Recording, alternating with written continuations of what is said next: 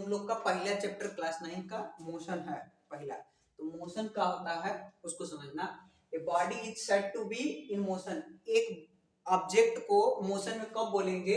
When it position change continuously with the respect of stationary object.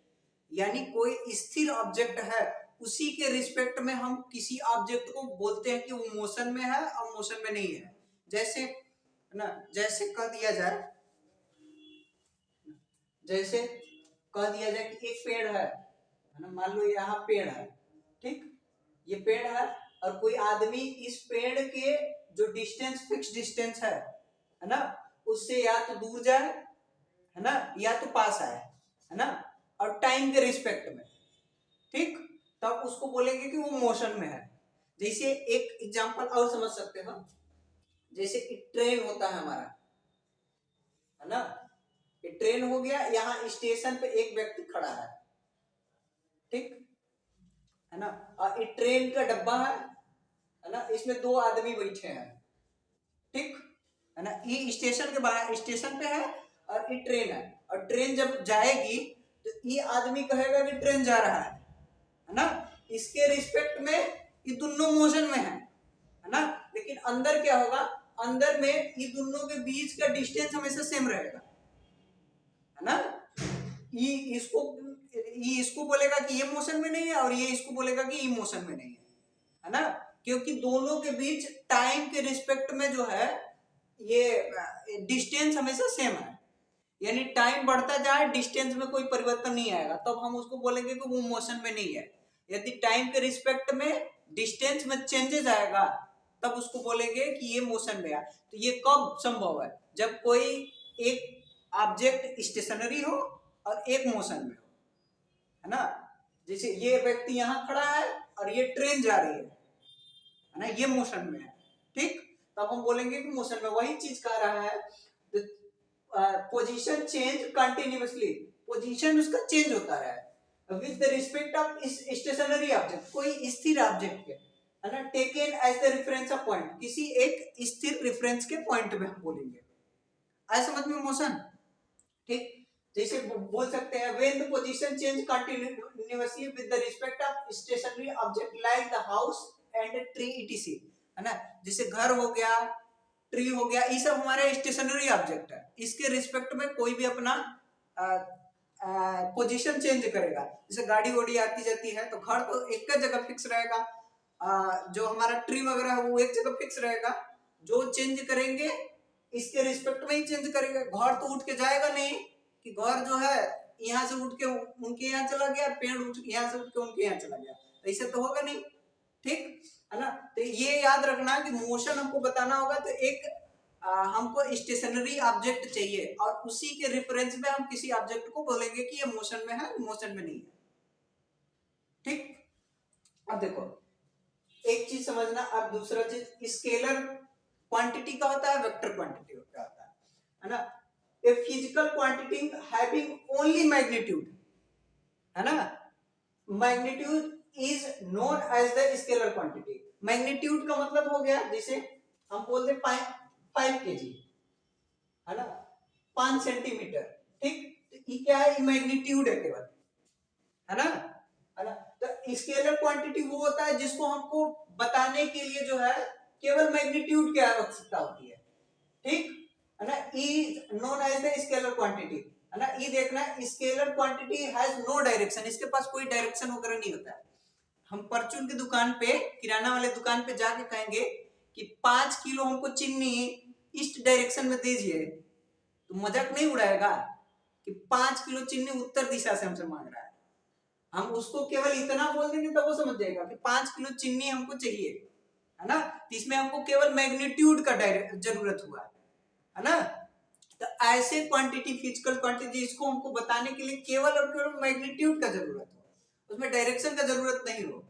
लेकिन vector quantity का कहता है a physical quantity having the magnitude as well as direction, यानी हमको magnitude तो चाहिए साथ में डायरेक्शन भी, है ना। जैसे हमसे कोई व्यक्ति आके कहा कि महन टेक्निकल इंटर कॉलेज कहाँ है ना, तो हम उससे कहें कि यहाँ से 500 मीटर दूर पे है ना, तो हम उसको काफी सही डायरेक्शन बताया है, उसको सही जानकारी दिए हैं, सही जानकारी नहीं दिया है, तो उस हो सकता है 500 मीटर इधर भी जा सकता है, 500 मीटर इधर भी जा सकता है, 500 मीटर उधर भी जा सकता है, 500 मीटर इधर भी जा सकता है ना। यदि हम उसको इसके साथ डायरेक्शन दे देंगे तो सही जगह पहुंचेगा, है ना। यदि बोल देंगे कि 500 मीटर हमारा नॉर्थ साइड में है तो वो एकदम फिक्स जगह पहुंचेगा, है ना।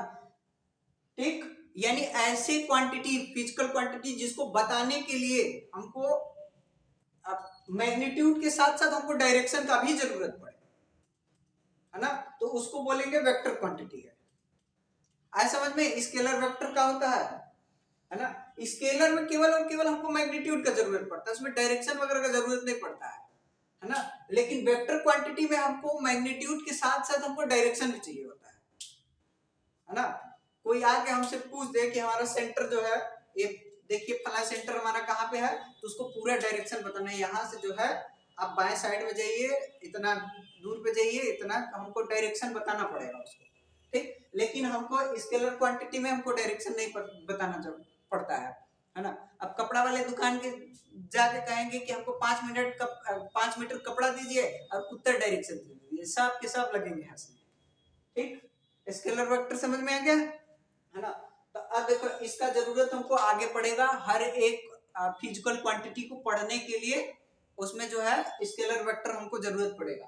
तो देखो इसको रिप्रेजेंट करते कहते हैं vector quantity, it is represented, है ना। जैसे कोई भी होगा तो हमको वेक्टर क्वांटिटी होगा तो उसके ऊपर जो है हमको ये तीर का निशान लगाना होता है, ये इसका सिंबल होता है।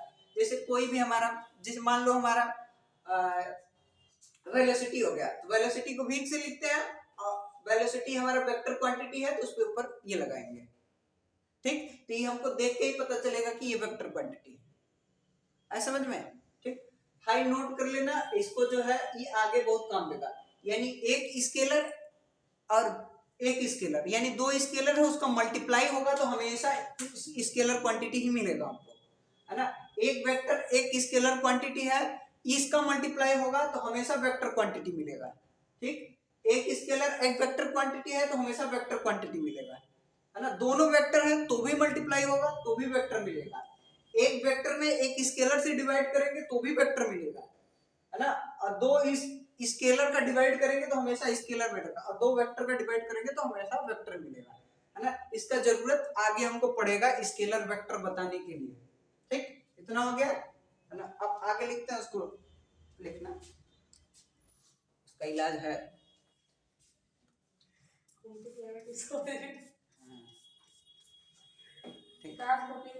देखो, है ना, डिस्टेंस, देखो डिस्टेंस का होता है ना। तो कह रहा है the distance travel by a body, एक बॉडी द्वारा ट्रेवल किया गया डिस्टेंस का होता है the actual length of path, है ना। यानी टोटल, एक्चुअल का मतलब यहाँ टोटल से समझेंगे, है ना। Total length of path covered by the moving body, यानी मूविंग बॉडी जितना चलेगा, पाथ चलेगा, है ना, जितना पाथ चलेगा।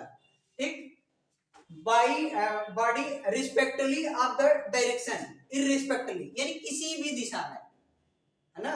इररिस्पेक्टिव का मतलब होता है किसी भी, है ना, डायरेक्शन में इन विच बॉडी ट्रेवल्स, बॉडी जो है किसी भी दिशा में जा रहा हो तो किसी भी दिशा में जितना पाथ चलेगा सबका सबका बनेगा हमारा डिस्टेंस। उसी को शॉर्ट में कह सकते हैं total length of path between the 2 point between, यहाँ पे ई 2 पॉइंट है ना, ई वाला 2 रहेगा ना। Total length of path between 2 point is called the distance, है ना। 2 पॉइंट के बीच का जितना भी डिस्टेंस होगा, है ना, सबको जोड़ेंगे और वही हमारा क्या होगा, डिस्टेंस होगा। ठीक, अभी एग्जांपल कराएंगे तो समझ में आ जाएगा कि 2 पॉइंट का मतलब। देखो SI unit of distance, distance को हम किस में मापते हैं, सेंटीमीटर में मापते हैं, मीटर में मापते हैं, किलोमीटर में मापते हैं। तो ये जितना होता है सब उसका क्या बनेगा, यूनिट बनेगा। ठीक, है ना। तो distance never can be zero, distance हमेशा याद रखना कभी जीरो नहीं होगा। आदमी एक कदम भी चला है तो वो कुछ ना कुछ चला है। ठीक, है ना। Distance is a scalar quantity, है ना, इसमें डायरेक्शन की जरूरत नहीं होती है ना, इसीलिए बोला था इररिस्पेक्टिव ऑफ द डायरेक्शन, किसी भी डायरेक्शन में, इसका कोई फिक्स डायरेक्शन नहीं है ना, तो ये हमारा स्केलर क्वांटिटी हो गया। अब देखो एग्जांपल देखो, ये कह रहा है a man travel a distance of 1.5 metre toward the east, यानी एक व्यक्ति ईस्ट डायरेक्शन में 1.5 मीटर चला है। ये हमारा होता है ईस्ट, वेस्ट, नॉर्थ, साउथ, ये होता है ना, ठीक है ना। तो ये कह रहा है 1.5 मीटर कहाँ चला है, ईस्ट चला है, तो 1.5 मीटर हम इसको ईस्ट चला दिए ना? अरे उसके हिसाब से नहीं, जियोग्राफी के हिसाब से देखते हैं, जो बनाते हैं जियोग्राफी के हिसाब से बनाते हैं, है ना, एक्चुअल वाला देखेगा तो गड़बड़ हो जाएगा। ऐसा याद रखना, ईस्ट इधर, वेस्ट इधर, नॉर्थ इधर, साउथ इधर, जब कॉपी पे बनाते हैं तो इसे बनाते हैं, है ना, ठीक है ना। ये कह रहा है कि 1.5 मीटर जो है ईस्ट डायरेक्शन में, तो ईस्ट डायरेक्शन में 1.5 मीटर चला दिया, ठीक। अब कह रहा है then 2 metre toward the south, है ना, साउथ के डायरेक्शन में कितना चला है, 2 मीटर चला है, तो साउथ कहाँ है, नीचे है, 2 मीटर चला दिए इसको, ठीक है ना। अब ये कर finally 4.5 metre toward the east, east के डायरेक्शन में कितना चला, 4.5, तो ईस्ट किधर है, उधर है, 4.5 मीटर, ठीक। कह रहा what is the total distance, है ना, यानी कुल डिस्टेंस कितना है, तो टोटल डिस्टेंस कितना आ जाएगा, टोटल डिस्टेंस, ठीक, तो ये कितना 1.5 प्लस 2 प्लस 4.5, तो सबको जोड़ दो, तो ये कितना हो जाएगा, 5 5 10, 4 2 6 6 2 8, 8 मीटर, ठीक है, समझ में, है ना, यानी जितना डिस्टेंस दिया है, जितना चलेगा सबको जोड़ देंगे।